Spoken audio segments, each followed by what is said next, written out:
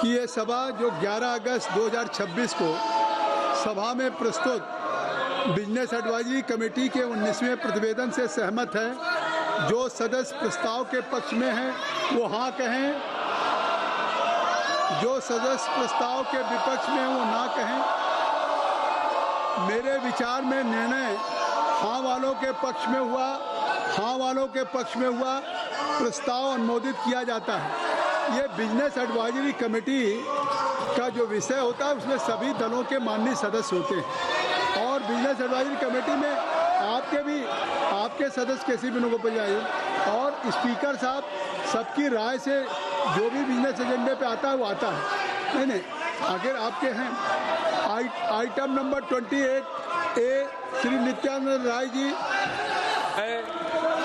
मैं माननीय गृह मंत्री जी की ओर से प्रस्ताव करता हूं कि विदेशी अभिदाय विनियमन संशोधन विधेयक 2026 को इस सभा के 21 सदस्यों जो कि माननीय अध्यक्ष द्वारा नामित किया जाए और राज्यसभा के 10 सदस्यों जो कि माननीय सभापति द्वारा नामित किया जाए से मिलकर बनी दोनों सभाओं की संयुक्त समिति को सौंपा जाए कि संयुक्त समिति की बैठक आयोजित करने के लिए गणपूर्ति संयुक्त समिति के सदस्यों की कुल संख्या का लगभग 1/3 होगी कि समिति अगले सत्र के प्रथम सप्ताह के अंतिम दिन तक इस सभा को प्रतिवेदन प्रस्तुत करेगी कि अन्य मामलों में संसदीय समितियों से संबंधित इस सभा की प्रक्रिया तथा कार्य संचालन नियम ऐसे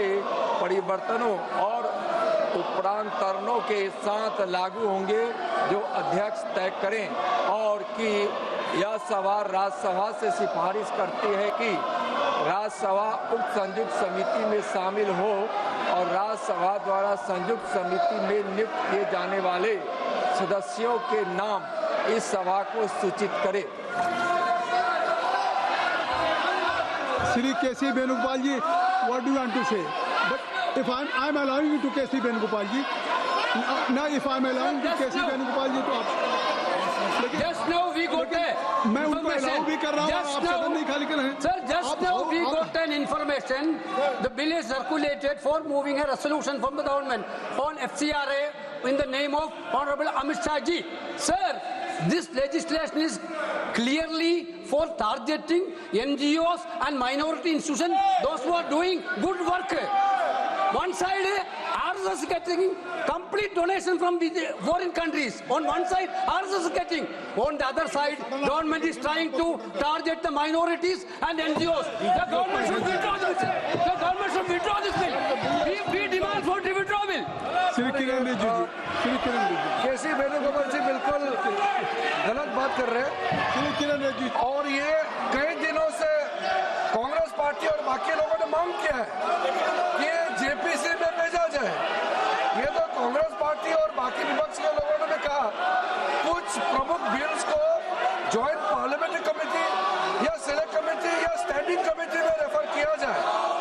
जब आप महत्वपूर्ण बिल को रेफर कर रहे हैं तो इसका आपत्ति है। अगर किसी वेणुगोपाल जी या किसी पार्टी के मेंबर को इस बिल में आपत्तिजनक कोई चीज है या किसी वहां बिंदु पे इसका विरोध है तो जेपीसी में आप अपना बात रख सकते हैं। जेपीसी में पर्याप्त समय मिलेगा और भी लोगों को बुला कर आप हियरिंग करेंगे। वो तो खुश होने के चक्कर में उल्टा बोल रहे हैं। ये तो मैं सोचा कि स्वागत करेंगे। जब जेपीसी भेजते हैं, जेपीसी में कोई मैटर भेजता है तो विपक्ष उसका स्वागत करता है। ये तो स्वागत करने की जगह में विरोध कर रहे हैं। तो अफसोस की बात है कोई माइनॉरिटी को टारगेट नहीं है। ये पूरा देश को सुरक्षित रखने के लिए नियम बना रहा है। किसी माइनॉरिटी किसी कम्युनिटी को टारगेट करने का सवाल ही नहीं है। every day you are demanding that bill should refer to the JPC. So it is every day. And अगर if government is now agreeing and if parliamentary affairs minister या either Nityanand जी अगर वो JPC को भेज रहे हैं तो और थ्रेड बेस्ड डिस्कशन हो जाएगा, थ्रेड बेस्ड डिस्कशन होगा। गवर्नमेंट सीधे इस बिल को पास नहीं करा रहे। नहीं, अभी ये आज तो क्या है, पार्लियामेंट्री डेमोक्रेसी में सरकार कोई बिल लेकर के आई है और उस बिल को सरकार ये कह रही कि इस पे और डिटेल डेलिब्रेशंस और डिस्कशंस हो जाए, इसलिए हम जॉइंट पार्लियामेंट्री कमेटी को रेफर करना चाहते हैं। तो जब आपने हमने कह दिया तो फिर इससे साफ है कि कम से कम नहीं क्या है। वो प्रार्थना करिए। एक मिनट अखिलेश को पूछिए। अखिलेश जी, आप क्या कहना चाहते हैं? सभापति जी बहुत लड़ने के बाद मुझे मौका मिल रहा है बोलने के लिए। मैंने दिया तो समय आपको। मुझे तो लग रहा था कि 3 बजे तो बहस शुरू हो जाएगी। नहीं, मैंने समय दिया। 3 बजे तो बाद 2 बजे भी कोई नहीं दिखाई दे रहा है यहाँ पर। धन्यवाद दीजिए ना कि समय। सभापति महोदय, जो सरकार FCRA ला रही है इसके खिलाफ में हम पूरे विपक्ष के लोग हैं। और सभापति महोदय, इसीलिए सभापति महोदय, जो माननीय मंत्री जी कह रहे हैं, नहीं माननीय मंत्री जी कह रहे हैं कि माइनॉरिटी के खिलाफ नहीं है। माननीय मंत्री जी बताएं, आज तक जो बिल लाए हैं बिना माइनॉरिटी के खिलाफ कौन सा बिल लेकर के आए हो आप? टी.आर. बालू जी, टी.आर. बालू जी, टी.आर. बालू जी, टी.आर. बालू जी, टी.आर. बालू जी, ओनली टी.आर. बालू जी, टी.आर. बालू। Suddenly bringing the bill before the House. It has to be withdrawn. The bill has to be withdrawn. I think so that's why government has referred to the JPC. किरण रिजिजू जी, अब सुन लीजिए। मैं जिम्मेदारी का सब कह रहा हूँ।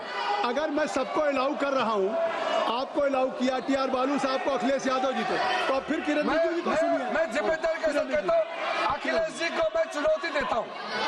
इस FCRA बिल का जो प्रावधान आया है, इसमें एक भी प्रावधान ऐसा आप दिखाइए जो कोई भी माइनॉरिटी का खिलाफ है।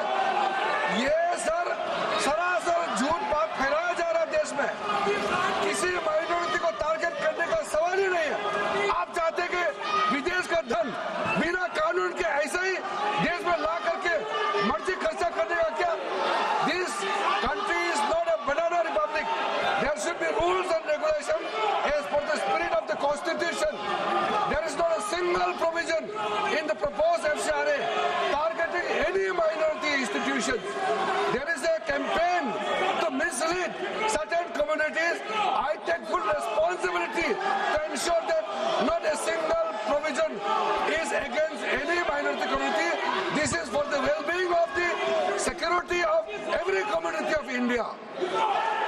And if any confusion, so you can discuss detailed deliberations in JPC. So already government is going to do.